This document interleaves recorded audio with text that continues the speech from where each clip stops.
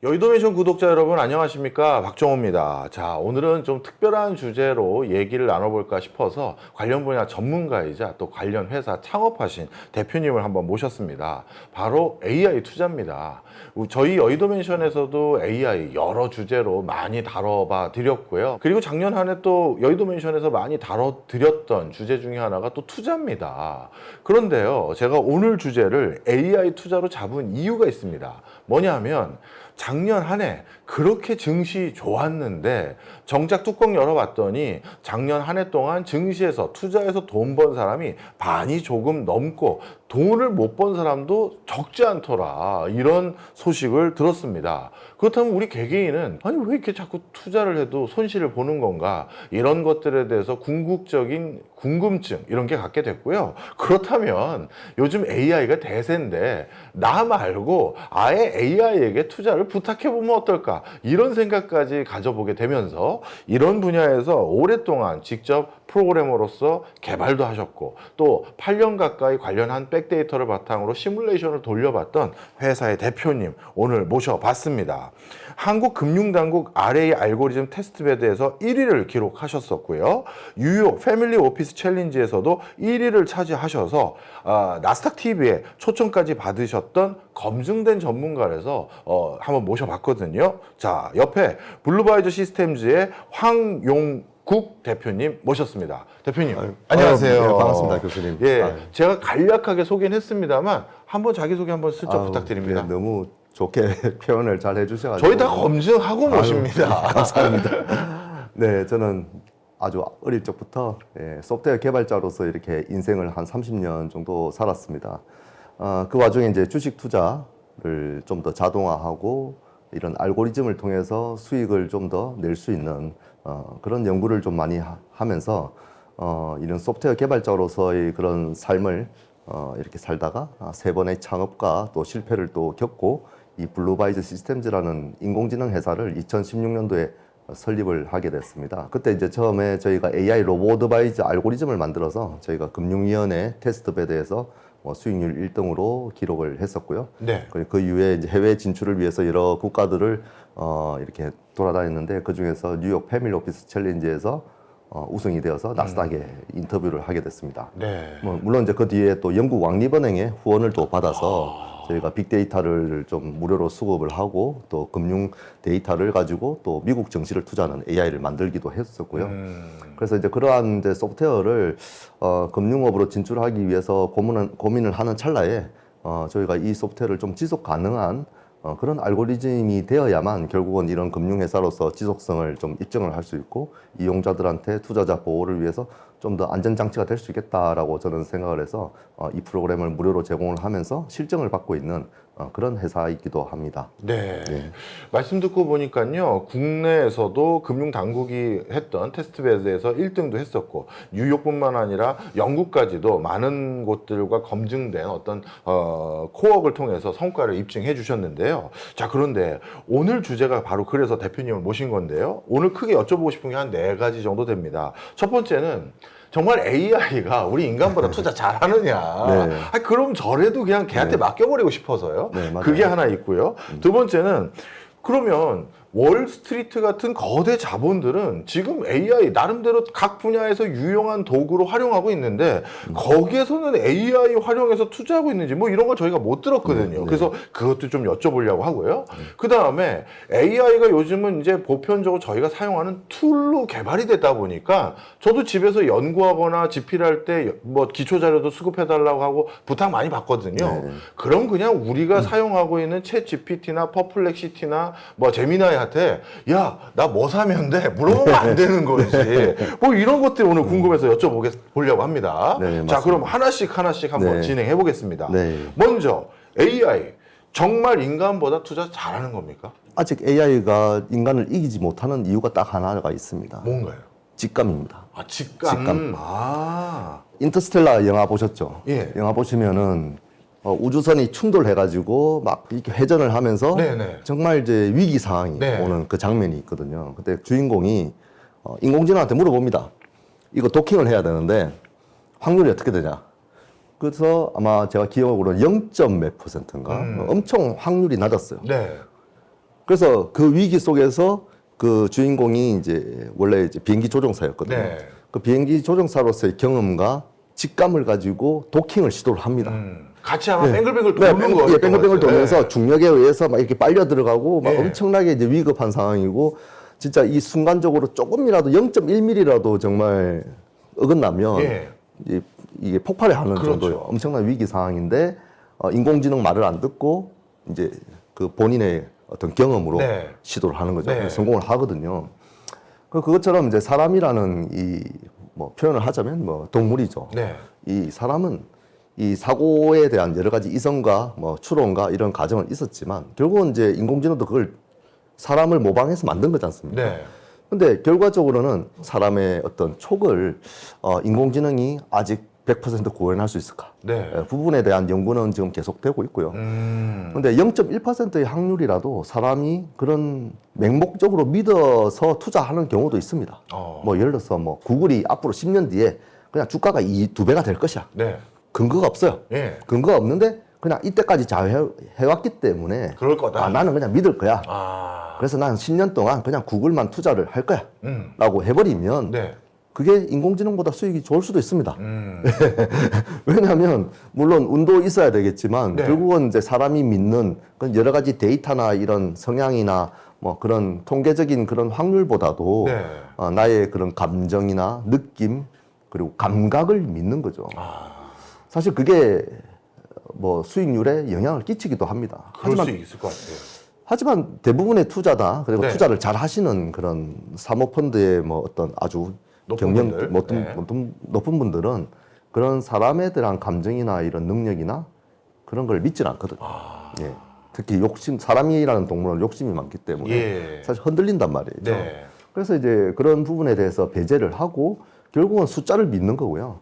그 숫자를 통해서 통계적으로 그리고 수학적으로 그리고 이성적으로 과학적으로 이렇게 판단을 하는 거죠. 네. 그게 어찌 보면 AI가 좀 더 사람보다는 잘 할 수 있다는 게 극명하게 나타났습니다. 왜냐하면 일단 데이터를 수급할 때 사람의 기억력에 한계가 있지 않습니까? 네. 그렇기 때문에 이제 클라우드 서버나 이런 스토리지를 통해서 수많은 금융 빅데이터가 들어가 있고 그걸 학습할 때 경우에도 사람은 어차피 24시간 동안 학습할 수 있는 한계량이 있지 않습니까? 네. 근데 이 컴퓨터라는 거는 뭐 병렬 컴퓨팅이라든지 슈퍼 컴퓨팅 뭐 여러 가지 기술들이 있기 때문에 동시다발적으로 엄청난 학습을 해버립니다. 그게 뭐 머신러닝이라는 기술로 많이 소개가 됐죠. 그래서 여러 가지 경우의 수라든지 여러 가지 변수, 변동성을 예측을 하는 그런 모델링을 하면서 어쩌면 사람이 할 수 없는 영역까지 AI가 계산을 하고 예측을 하는 거죠. 그러한 능력들은 사람보다 분명히 우위가 있기 때문에 네. 그런 객관성을 증명하거나 통계적으로 어떤 거래를 하는 방법은 훨씬 우위에 있다고 봅니다. 네. 근데 단지 이제 결과적으로 수익률이 좋냐 안 좋냐라고 말씀드리는 거는 결국은 그 판단에 의해서 얼만큼 지속적으로 성과를 내느냐. 사람도 잘 운이 좋아서 수익이 낼 수 있지 않습니까? 그렇죠. 아까 말씀해 예. 주셨던 구글 그냥 난 모르겠고 구글이 잘 될 것 같아. 그래서 수익 내면 결국 수익은 난 거니까요. 난 거니까요. 결과적으로 봤을 때는 네. 그러면 인간이 뭐 예를 들어서 10년 동안 AI는 뭐 80%밖에 수익을 못 냈는데 네. 예를 들어서 인간이 그런 직감을 가지고 그냥 맹목적으로 투자를 했는데 뭐 100%, 200% 수익 냈다고 하면 네. 당연히 이제 인간이 이긴 거죠. 예. 근데 과연 이제 그게 이제 지속적으로 계속 그걸 이길 수 있는 것이냐. 이제 그게 이제 어떻게 보면 장기적으로 봤을 때 고민을 해야 되는 부분이고요. 예. 또 사람의 성향에 따라 다르지 않습니까? 그렇죠. 당장 지금 내일 먹고 살 돈이 없는데 투자를 할 수 없는 사람도 있습니다. 예. 실제로 지금 2030 젊은 친구들은 사실 직장도 지금 힘들고요. 그리고 월급도 오르지도 않고 결국은 여윳돈이 없어요. 여윳돈이 없기 때문에 10년 동안 내가 투자해서 이거를 기다릴 수가 없습니다. 맞지 않습니까? 네. 그러면 그 돈을 어떻게든 내가 불려서 내가 용돈을 쓰든 내가 이 생계에 도움이 되게끔 해야 맞아요. 되는데 예. 사실 그거는 불가능하거든요. 내가 직접 투자를 하면서 내가 공부도 해야 되고 나의 본업도 해야 되는 거죠. 네. 근데 이제 그거를 내가 인공지능이라는 그 기술을 조금 활용을 해서 내가 일하는 그런 전문 분야에 대해서 집중을 하고 투자에 대한 거는 AI가 좀 더 대신할 수 있는 어떤 안정성을 담보로 한다면 할만할 가치는 있다. 저는 그렇게 생각하기 때문에 네. 인간과 AI의 그런 대결 구도를 보는 게 아니라 네. 사람이 좀 더 시간을 잘 활용할 수 있게 도움을 주는 역할을 하는 게 AI의 역할이다. 저는 그렇게 생각을 하고 말씀드리고 싶습니다. 네. 대표님 말씀 듣고 보니까 AI를 활용한 투자에 있어서 우리가 얻을 수 있는 장점이 크게 한 두세 가지 꼽히는 것 같습니다. 일단 AI는 24시간 우리 대신 모니터해 줄 수 있다는 거, 그리고 다양한 데이터를 우리가 놓칠 수도 있는 거를 그것까지 다 고려해서 나에게 뭔가 투자에 대한 시사점과 정보를 전달해 줄 수 있다는 거, 그리고 그 과정에 AI는 감정에 또 섞이지는 않을 거 아니에요. 네, 맞습니다. 그죠? 네. 그냥 내가 느낌상 저 CEO가 좋아, 난 저 CEO랑 한 배를 타고 싶어, 이런 게 아니라 조금 더 엄정하고 객관적으로 뭔가 나에게 시사점을 줄 수 있다, 이런 거 장점인 것 같은데, 자 그러면 이 장점 이 세 가지만 있어도 사실 AI가 무조건 사람보다 더 높은 성과를 내야 정상 아닌가요? 전략적으로 봤을 때 예. 뭐 덩치가 크다고 해서 무조건 싸움 잘하는 거 아니지 그건 않습니까? 그렇죠. 예. 그러니까 전략적으로 봤을 때 특히 이제 주식 시장이나 이런 이제 금융 시장은 예. 변동성이 너무나 큽니다. 그래서 사실 과거의 어떤 데이터가 미래를 성공으로 이끈다는 게 정확하진 않다는 거죠. 100%. 네.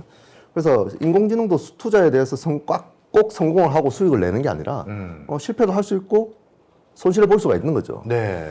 근데 이제 문제는 이제 사람하고 또 그 실패를 했을 때 그 어떠한 대응에 따라서 사람하고 AI하고 다르냐라고 하면은 네. 사람은 그 실패를 했을 때 좀 멘탈이 붕괴되고 감정적으로 힘들어지고 또 내가 그 나머지 돈에 대해서 원금 회복을 하기 위해서 약간 잘못된 그런 판단을 하기도 하죠. 그렇죠, 네. 그렇죠. 근데 AI 같은 경우에는 정확하게 그 잘못된 투자에 대한 패턴이나 전략을 재학습을 해가지고요. 네. 앞으로 그런 똑같은 실수를 하지 않게끔 이제 그런 여러 가지 패턴을 새로 만들게 되는 거죠. 그래서 어찌 보면 사람들이 이런 뭐 예습하고 복습을 하듯이 AI도 예습을 하고 복습을 하면서 잘못된 경우에는 좀 더 교정하는 작업들을 네. 계속 이제 반복적으로 수행을 하면서 네. 앞으로 좀 더 실수를 줄여가는 그런 시스템이죠. 네. 뭐 예를 들면 자율주행차도 마찬가지일 겁니다. 지금 이제 자율주행차가 이제 감독형 서비스가 이제 어찌 보면 제도권에서 이제 도입이 됐지 않습니까?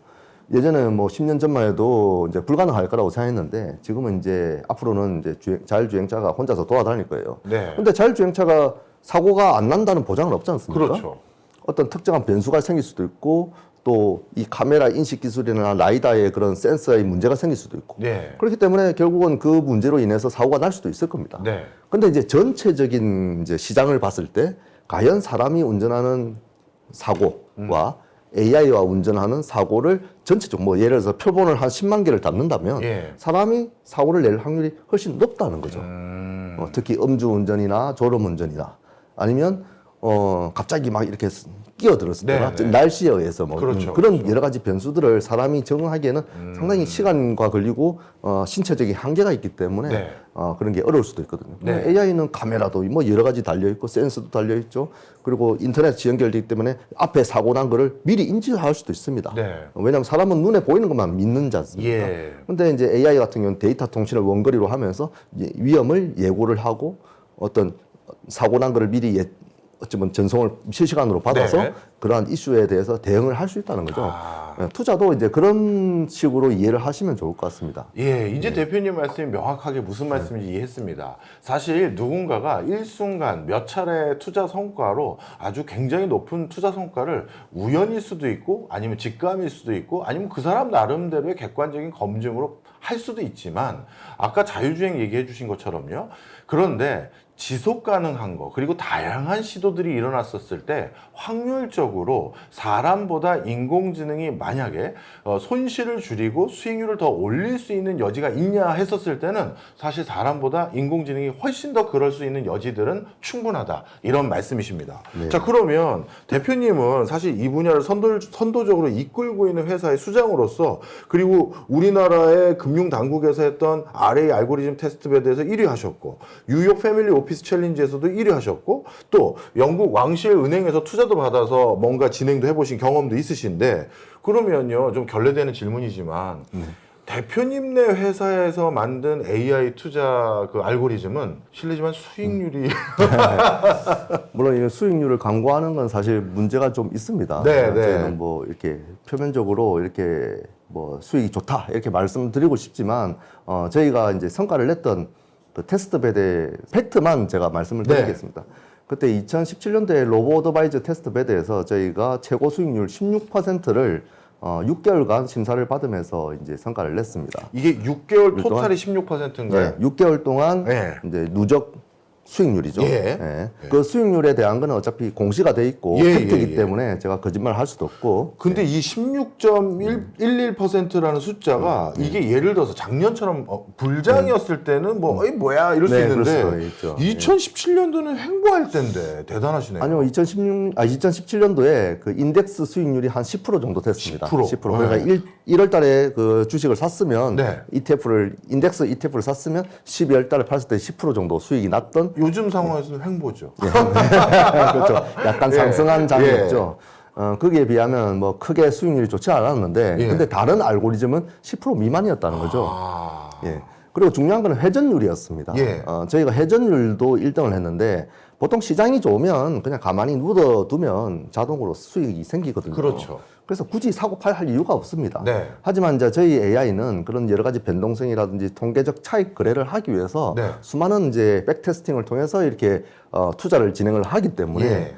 회전율이 되게 높습니다. 어. 그래서 그때 6개월 동안 1800%의 회전율을 보였어요. 예. 대부분 다른 알고리즘은 뭐 보통 200% 아니면 400%이 수치가 뭐냐면 내가 예를 들어서 자산을 1000만 원을 투자했는데 1000만 원이 인공지능이 몇 번 회전을 해서 투자를 했느냐. 예. 만약에 2000만 원치를 투자했으면 1000만 원을 2번 투자한 거죠. 네. 이게 200%고요. 저희는 1800%니까 18번을 원금을 회전을 시킨 겁니다. 그렇죠. 예, 그래서 엄청 자주 사고 팔면서 어떤 이런 리밸런싱도 하고 자산 비중을 줄이기도 하고 늘리기도 하면서 이런 자산 관리 서비스를 하면서 이제 이렇게 수익률을 냈던 건데 네. 그렇게 회전율이 높다는 거는 그만큼 시장의 그런 흐름을 따라가기보다는 이 변동성에 대한 예측, 그 변동성에 대한 위기를 탈출할 수 있는 그런 알고리즘이 있기 때문에 네. 가능했다고 저는 생각을 하고요. 지금도 저희가 이 알고리즘을 계속 보완하고 이렇게 업데이트를 하면서 결국은 이런 변동성에 대한 예측이 100%는 아니더라도 네. 결국은 통계적으로 차익 거래를 했을 때 승률을 높일 수 있는 부분은 예를 들어서 인공지능이 저를 쳐다봤을 때 이렇게 카메라로 보고 있지 않습니까? 네. 그럼 제가 언제 손을 드는지 머리를 꺾는지 이렇게 얼굴을 만지는지를 계속 관찰하고 있을 겁니다. 네. 그것처럼 주가의 그 변동성 차트 이미지를 볼 수가 있잖아요. 네. 근데 그 차트 이미지를 AI가 계속 모든 종목을 본다고 한번 생각해 보세요. 사람은 그걸 다 볼 수가 없어요. 그렇죠. 그리고 과거에 있었던 거, 그리고 실시간으로 변동되는 거, 그리고 네. 앞으로 생겨날 그런 주식이나 그런 것들을 계속 쳐다볼 수는 없거든요. 네. 그것만 쳐다본다고 해도 그 인력이 어마어마할 겁니다. 그렇죠. 하지만 이제 AI는 그런 클라우드 서비스를 통해서 아. 그런 이제 모니터링을 실시간으로 그리고 과거에 있는 데이터까지 비교를 하면서 네. 그런 차트 이미지를 분석하고 네. 언제 이 차트가 이렇게 변동성이 생기는지는 여러 가지 이슈나 공시자료라든지 뭐 재무제표에 따른 뭐 실적이라든지 뭐 그런 또 트럼프라든지 이런 변수들 정치적인 요소까지 예. 이렇게 이슈가 생겼을 때 그 뉴스가 나오고 그 뉴스를 통해 또 변동성이 생기지 않습니까? 네. 그런 것까지 다 측정을 하는 거거든요. 그런 정량적인 거 말고 정성적인 것도 네, 맞습니다. 측정하군요. 왜냐하면 이제 요즘에는 그 뉴스 보도 같은 경우에도 이제 AI가 쓰지 않습니까? 예, 예. 그래서 거기 나와 있는 여러 가지 표현들이 정량적인 데이터가 훨씬 많은데 그걸 이제 AI가 이해를 하는 수준이 높아졌기 때문에 그렇군요. 그게 긍정적인지 주가에 긍정적인지 부정적인지 부정적인지. 뭐 그런 것까지 이제 다 판단을 할 수 있다는 거죠. 예. 근데 그게 한 종목만이 아니고 네. 전체 상장돼 있는 종목을 비교해서 분석을 한다는 건 사람은 불가능한 거죠. 그렇죠. 근데 그거는 이제 AI가 할 수 있는 방법이 이제 그런 기술적인 방법으로 하는 거고요. 네. 그래서 그런 걸 통해서 지속적으로 의미 있는 수준의 투자 성과를 낼 수는 있다. 네, 맞습니다. 그리고 그럼 하나만 더 여쭤볼게요. 뉴욕 패밀리 오피스 대회에서 그때 1등 하셨을 때는 몇 개 회사들이나 참여했습니까? 그때 2,400개 회사가 참여를 했었고요. 근데 다 투자하는 회사는 아니었고요. 예. 뭐 패밀리 오피스라고 하면 이제 우리나라 같은 경우에는 재벌 총수들의 모임이라고 생각하시면 돼요. 예. 이제 그런 분들이 모여서 투자처를 펀딩을 할 수 있는 투자처를 선택하기 위해서 그런 경진 심사를 하게 되고 챌린지를 하게 되는데 저희가 이제 그걸 우승을 하면서 이제 그런 거액 투자자들을 만나서 이제 브리핑도 하고 POC를 받게 되는 거죠. 예. 그래서 그때 참여했던 뭐 우주 산업 뭐 그런 산업도 있었고요. 뭐 실버 산업도 있었고 뭐 여러 가지 사업 아이템들이 있었습니다. 네. 그 중에서 저희 사업 모델이 우수했던 이유는 생계와 동시에 투자를 할 수 있다는 혁신성입니다. 보통 생계와 동시에 투자라고 하면 사람들이 이해를 못해요. 예. 보통 투자라고 하면 여윳돈으로 하는 거거든요. 예. 제가 남아있는 돈, 이거 안 써도 되는 돈. 예. 물론 이제 비투 하시는 분도 계시죠. 예. 근데 이제 그런 돈을 내가 당장 실생활에 생계에 쓰지 않고 여윳돈으로 투자를 하기 때문에 그 돈은 묶일 수도 있어요. 예. 그리고 그게 수익률이 떨어지면 그걸 그 매도를 하는 동시에 수익이 확정되잖아요. 네. 그래서 사실 수익을 확정시키고 싶지 않아서 그게 존버를 하게 됩니다. 네. 이 전문 용어인지는 예. 모르겠지만, 그럼 존버를 하게 되면 그걸 계속 이제 돈을 못 찾아 쓰지 않습니까? 그렇죠. 묶여 있는 돈이니까. 예. 사실 스트레스는 받고요. 예. 근데 이제 저희 하이버프라는 알고리즘은 단기적인 차익 거래를 하는 겁니다. 어찌 보면 인공지능이 그게 맞을 수도 있어요. 오히려 더 적합할 그렇죠. 수 있다. 먼 미래를 예측하는 건 사실 신의 영역이야. 그렇죠, 그렇죠. 맞아요. 10년 후에 어떻게 될지 모르지 않습니까? 맞아요. 과연 인공지능이 10년 후의 미래를 알 수 있을까요? 아무리 데이터를 많이 학습해도 예. 불가능하다고 저는 예. 생각합니다. 그걸 저도요. 예측한다면 신이라고 생각해요. 맞아요. 저도 그렇게 생각해요. 그래서 저는 이제 이 알고리즘을 설계할 때 단기적인 차익 거래를 하는 시스템을 처음부터 만든 거예요. 예. 그러니까 멀리 쳐다보지를 못한다는 거죠. 단지 앞으로 1분, 5분, 뭐 길게는 1시간, 2시간. 뭐 물론 1시간, 2시간 미래를 예측하는 것도 대단한 거죠. 네. 근데 제가 방금 말씀드렸듯이 카메라에 제 모습이 보여주면서 이걸 전부 AI가 읽어낸다면 네. 제가 언제 손을 올릴지는 어느 정도 통계적으로 나올 겁니다. 네. 그걸 예측하는 방식처럼 예. 지금 하이버프 알고리즘이 차트 이미지를 예측을 좀 어느 정도 통계적으로 낸다는 거죠. 예. 하여튼 그런 기술들이 탑재가 되어 있기 때문에 좀 더 단기적으로 수익을 낼 수 있다고 저희는 이제 판단을 해서 그 알고리즘을 계속 검증을 받고 있고요. 네. 그 하이버프를 사용해 보시면은 수익이 나면은 금융 상품들은 수익 난 걸 바로 찾을 수가 없어요. 네. 예, 해지를 하거나 만기가 돼야 맞아요. 되거든요. 예. 근데 저희는 그냥 출금해서 씁니다. 어. 그리고 우리는 또 직접 투자를 AI로 할 수 있는 툴이기 때문에 네. 그 AI가 내 돈을 가지고 있지 않습니까? 네. 그러면 AI를 꺼버리고 내가 이 돈을 회수를 할 수 있습니다. 예. 바로. 네. 그러면 결국은 금융상품은 내가 해지를 하면 페널티를 받거든요. 도중에. 그렇죠. 근데 저희는 그런 금융상품이 아니라 이 AI가 직접 투자를 도와주는 시스템이기 때문에 내가 AI를 중지시키면 회수를 할 수 있는 거죠. 그래서 그때 나스닥에 보도가 됐을 때 제인이라는 금융 전문 아나운서가 네. 이 하이버풀의 알고리즘은 생계와 동시에 투자를 할 수 있다.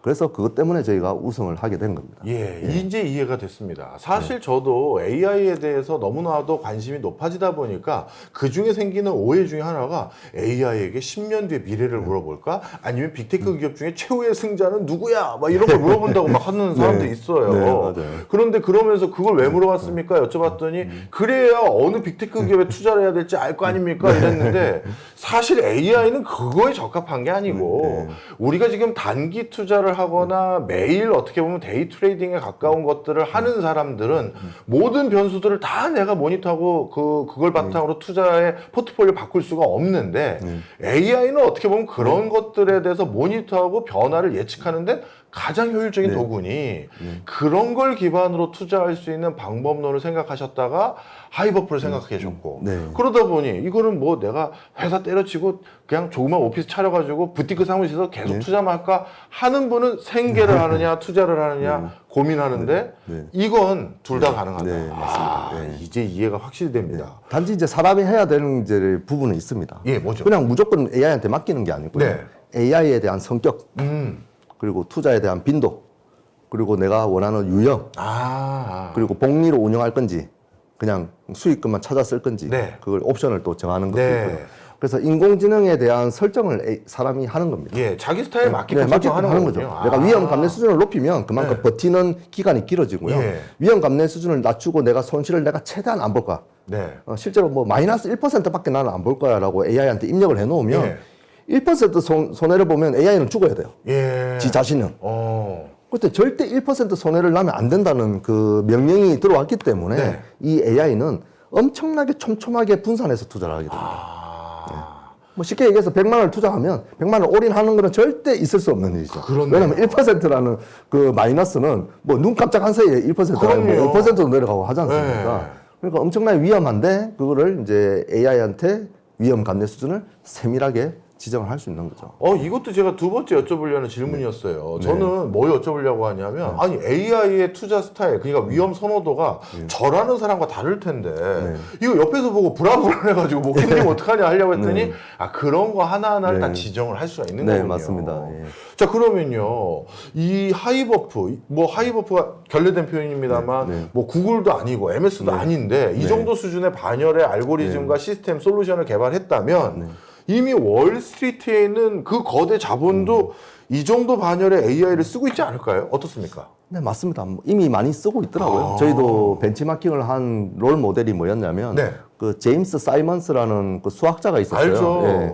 제 부러워하는 분이에요. 네, 맞습니다. 이제 그분이 연세가 많으신데 돌아가셨는가 모르겠어요. 하여튼 그분이 이제 1980년대에 그 메달리온 펀드라는 그 퀀트 알고리즘이라는 걸 만들어서 그 수학자와 통계학자, 개발자만 고용을 해가지고 금융학자가 아니에요. 그런 사람들을 고용을 해서 그 투자 알고리즘을 만든 거예요. 그게 약 한 30년 동안 평균 1년에 수익률이 66% 정도 수익을 냈습니다. 근데 그게 어떻게 만들었냐면은 결국은 그 알고리즘이 그 시대를 반영한 여러 가지 그 제어라든지 예측에 대한 그런 기능들이 있었기 때문에 지속적인 수익을 냈었던 거거든요. 그래서 그런 프로그램들은 사실 우리도 모르지만 결국은 사모펀드나 이런 아주 거대 자산가들이 쓰는 이런 시스템으로 리스크 관리 시스템을 쓰고 있습니다.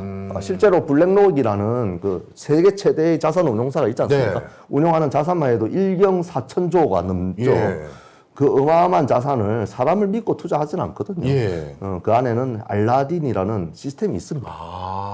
슈퍼컴퓨터로 되어 있는 아주 그 전 세계의 거시적인 경제와 실물 경제와 그런 여러 가지 숫자와 환율, 뭐 금리, 뭐 주식 데이터, 그 뭐 재무제표 모든 데이터가 다 이렇게 들어가 있는 그 데이터를 활용해서 인공지능으로 이렇게 리스크 관리를 하는 시스템이 있습니다. 그게 알라딘인데 그 시스템을 쓰기 때문에 투자에 대한 확률을 높일 수 있는 겁니다. 어찌 보면 우리 같은 이제 서민들은 사실 가입을 하고 싶어도 가입 못 하죠. 최소 또 우리나라에서도 사모펀드는 3억 이상 가입을 할 수 있게 되고 또 외국에는 또 그들만의 또 리그가 따로 준비되어 있습니다. 그래서 이제 그런 시스템을 운영하는 사람은 아주 소수에 있는 사람들이죠. 근데 그 소수에 있는 사람들의 그런 강력한 무기를 뭐 저도 한번 만들고 싶었습니다. 그래서 이제 하이버프라는 알고리즘을 한 10년 전부터 만들었고 다행히 그 금융위원회에서 그 PB 서비스의 대중화. 그 PB라는 게 프라이빗 뱅커거든요. 그래서 PB라는 서비스는 돈 많은 사람들만 갈 수 있었어요. VIP실에 들어가서 자산관리 그 담당자한테 내 자산을 일임해서 맡기는 게 PB 서비스인데 그게 이제 서민들한테는 허용이 되지 않으니까 그래서 이제 로보 어드바이저 알고리즘을 금융위원회에서 검증을 해서 일반 대중들이 쓰게끔 만들기 위해서 제도권에서 시작을 했던 겁니다. 저희는 아직 이제 금융회사가 아니기 때문에 저희가 이 프로그램을 뭐 수수료를 받고 이제 금융상품으로 운영을 할 수 있는 권리는 없습니다. 그래서 저희가 만든 알고리즘을 무료로 배포를 해서 무료로요? 예, 무료로 저희가 이제 돈을 받으면 이제 불법이 되기 때문에 저희가 이 프로그램을 실증을 받고자 무료로 제공을 하게 지금 됐습니다. 그래서 저희가 한 지금 8년 정도 됐고요. 저희가 뉴욕 나스닥에 나오면서 패밀리 오피스의 도움으로 또 뉴욕 증시와 나스닥을 투자하는 AI도 만들게 됐고 그래서 한국에서 손쉽게 내가 하이버프에 가입을 해서 이제 투자금을 체험 계좌에 이제 10만 원부터 입금을 하면은 그 금액이 한국 시장이든 미국 시장이든 선택을 하고 아까 말씀드린 그 인공지능에 대한 위험 감내 수준을 설정을 해놓으면 이제 그때부터는 이제 AI가 알아서 이렇게 투자를 진행하고 그리고 그에 대한 실시간 리포트를 제공을 하고 그리고 왜 AI가 이 종목에 투자하고 왜 이 AI가 이렇게 매매를 했느냐 그것까지 예, 다 리포트를 줍니다. 그 실시간으로. 10만 원도 된다고요? 네, 10만 원부터 됩니다. 이야.